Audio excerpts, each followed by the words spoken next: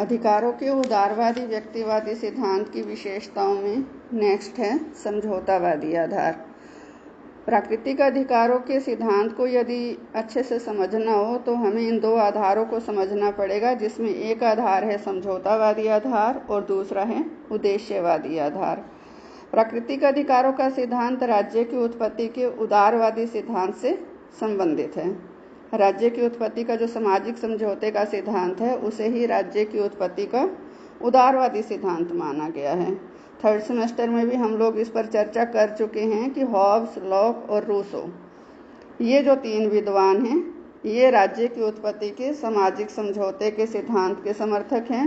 इन तीनों ने ही ये बताया कि राज्य की स्थापना से पहले प्राकृतिक अवस्था थी और उस प्राकृतिक अवस्था में रहने वाले जो लोग थे उन्होंने समझौते के द्वारा राज्य नाम की संस्था की स्थापना की थी। यहाँ राज्य का अर्थ हम देश से ले रहे हैं।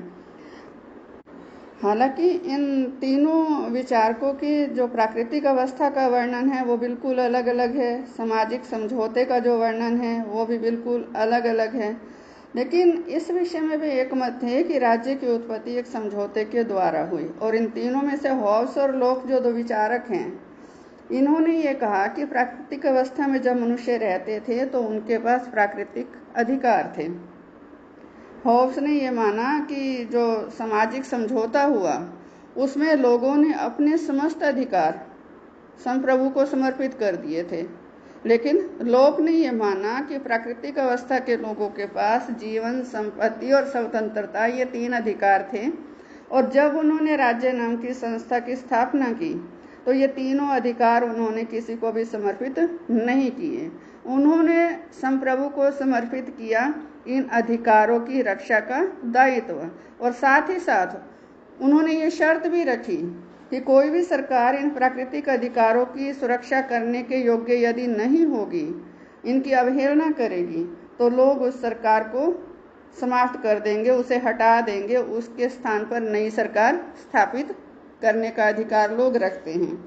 तो माने लॉक और हॉब्स के अनुसार जो प्राकृतिक अधिकार हैं राज्य की उत्पत्ति के समय भी ये लोगों के पास थे, और दोनों ने समझौते द्वारा स्थापित किए गए राज्य की शक्ति के प्रसंग में ही इन अधिकारों को सार्वभौमिक भी माना है, असीमित भी माना है, अपरिवर्तनशील, प्राकृतिक और पूर्व राजनीतिक स्वरूप का बताया है। नेक्स्ट है इसमें उद्देश्यवादी आधार। उद्देश्यवादी आधार का अर्थ ये है कि इन अधिकारों का औचित्य उस उद्देश्य से संबंधित है जो उद्देश्य मानवीय जीवन में इन अधिकारों को पूरा किया जाना है। माने मानव जीवन के कुछ उद्देश्य हैं, उनको पूरा करने के लिए इन अधिकारों का होना जरूरी है। ये अधिकार किसी मानवीय संस्था की देन नहीं है, बल्कि ये मनुष्य के अपने स्वभाव की उपज हैं, क्योंकि ये अधिकार मनुष्य की स्वाभाविक वृत्तियों के अनुसार हैं। एक विचारक हुए हैं थॉमस पेन। थॉमस पेन ने ही उद्देश्यवादी आधार पर इन अधिकारों को प्राकृतिक माना है। उन्होंने सामाजिक समझौते के सिद्धांत को नहीं माना। उन्होंने इस बात पर बल दिया कि कुछ अधिकार इसलिए प्राकृतिक हैं क्योंकि ये मानवीय अस्तित्व का अनिवार्य भाग हैं। थॉमस पेन ने कहा कि प्राकृतिक अवस्था में रहने वाले लोगों के प्राकृतिक अधिकारों के सिद्धांत की अपेक्षा सभ्य समाज में निवास करने वाले लोगों के प्राकृतिक अधिकारों को ही सही रूप में अधिकार माना जा सकता है, क्योंकि ये अधिकार मानवीय जीवन में कुछ एक उद्देश्यों को पूरा करते हैं। इसी तरह से जो थॉमस हॉब्स के समर्थक थे, इस विचार के समर्थक थे, हाबहाउस है, ग्रीन है, लास्की है, उन्होंने भी प्राकृतिक अधिकारों के सिद्धांत को इसी नए रूप में दर्शाया। उन्होंने कहा कि प्राकृतिक अधिकारों का अर्थ यह नहीं है कि ये अधिकार प्रकृति की देन है, बल्कि इन्हें प्राकृतिक मानने का मुख्य कारण ये है कि ये अधिकार व्यक्ति के जीवन के विकास के लिए अति आवश्यक हैं, और ऐसे अधिकारों के बिना व्यक्ति के जीवन का कोई महत्व नहीं हो सकता। इसका अर्थ यह हुआ कि जिन अधिकारों को लोग ने प्राकृतिक अवस्था में प्राकृतिक अधिकारों का नाम दिया था, उन अधिकारों को ही वर्तमान युग में प्राकृतिक इसलिए माना जाता है क्योंकि ये अधिकार मानव के विकास के लिए और संपूर्ण मानवता के विकास के लिए अति आवश्यक हैं। इनके बिना व्यक्ति अपने जीवन में किसी भी तरह से कोई तरक्की नहीं कर सकता। कुछ विचारकों ने उदारवादी व्यक्तिवादी सिद्धांत की आलोचना भी की है, जो कि प्राकृतिक अधिकारों से संबंधित है।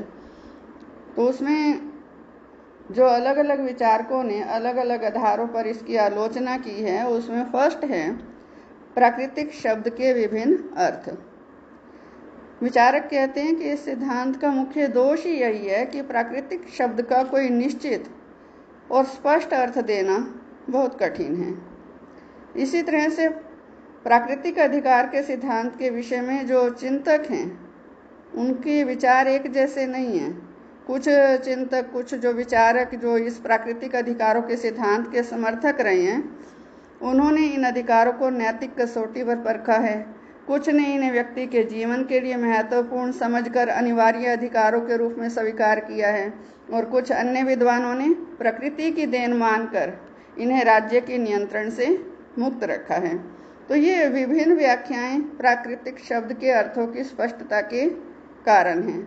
अब जब तक किसी शब्द का अर्थ ही अस्पष्ट हो, स्पष्ट ना हो, तब तक उससे संबंधित सिद्धांत को बहुत अधिक महत्व दे पाना अपने आप में कठिन है। सेकंड है, इसमें प्राकृतिक अधिकारों की सूची को निश्चित करना संभव नहीं। निश्चित रूप से प्राकृतिक अधिकारों की सूची तैयार नहीं की जा सकती क्योंकि ऐसी कोई सूची तैयार करना जिसे पूरे विश्व में मान्यता प्राप्त हो सके, ये अपने आप में बहुत कठिन है। जैसे दक्षिण अफ्रीका के गोरे शासकों की दृष्टि में रंग या नस्ल के आधार पर व्यक्तियों में भेदभाव करना उनका प्राकृतिक अधिकार हो सकता है, लेकिन बाकी देशों में इसको मान्यता नहीं मिलेगी। इसी तरह से लोक ने संपत्ति के अधिकार को प्राकृतिक अधिकार बताया, परंतु कुछ जो समाजवादी विचारक हैं वो असीमित संपत्ति के पक्ष में नहीं है, क्योंकि उनके विचार में संपत्ति ही सारी बुराइयों की जड़ है, संपत्ति ही सारे पापों को जन्म देती है। कहने का अर्थ यह है कि संपूर्ण विश्व में प्राकृतिक अधिकारों की एक निश्चित सूची तैयार करके लागू करवाना वो अपने आप में एक असंभव सी बात है। हर देश में देश काल और परिस्थितियों के अनुसार अलग अलग तरह के अधिकार जनता को दिए गए हैं। कुछ एक अधिकार समान हैं, एक जैसे हैं, लेकिन सभी अधिकार एक जैसे नहीं हैं। कुछ एक अलग अलग अधिकार भी अलग अलग देशों में मान्यता प्राप्त हैं। नेक्स्ट है, इसमें समाज से बाहर अधिकारों का कोई अस्तित्व नहीं हो सकता।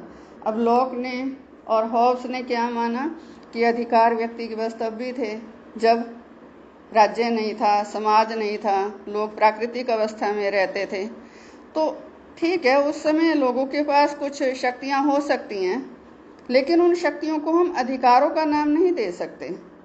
कि जो समाज और राज्य की स्थापना से पूर्व जब प्राकृतिक अवस्था के अस्तित्व को ही स्वीकार नहीं किया जा रहा, तो ऐसे में प्राकृतिक अवस्था में दिए गए अधिकारों को, मिले गए अधिकारों को कैसे स्वीकार किया जा सकता है?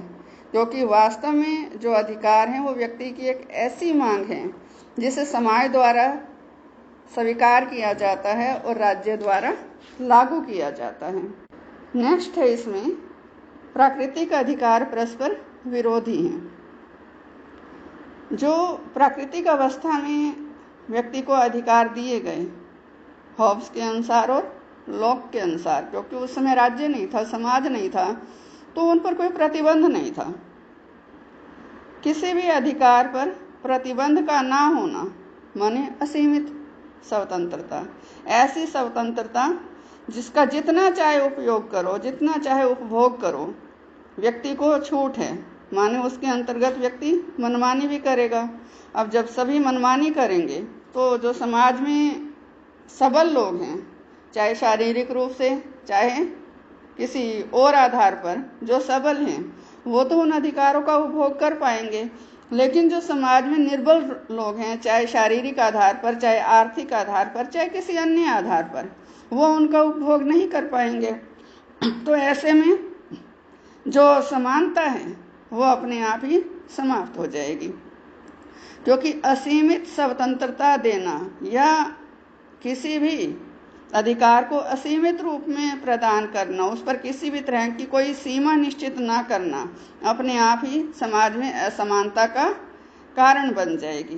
तो यदि समानता स्थापित करने की समाज में कोशिश की जाएगी तो स्वतंत्रता समाप्त हो जाएगी, और स्वतंत्रता देने की कोशिश की जाएगी, ये पूर्ण स्वतंत्रता की बात हम यहाँ कर रहे हैं, तो उससे समानता अपने आप ही नष्ट हो जाएगी। इसके बाकी की जो आलोचनाएं हैं उन पर हम कल चर्चा करेंगे। धन्यवाद।